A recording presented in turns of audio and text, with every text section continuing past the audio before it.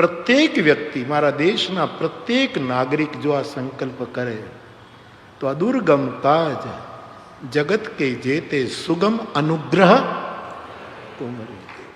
જેમ અખબારોમાં વાંચ્યા કરું કે વૈશ્વિક કથા થઈ રહી છે, વૈશ્વિક નહીં ત્રિભુવનીય કથા થઈ રહી છે.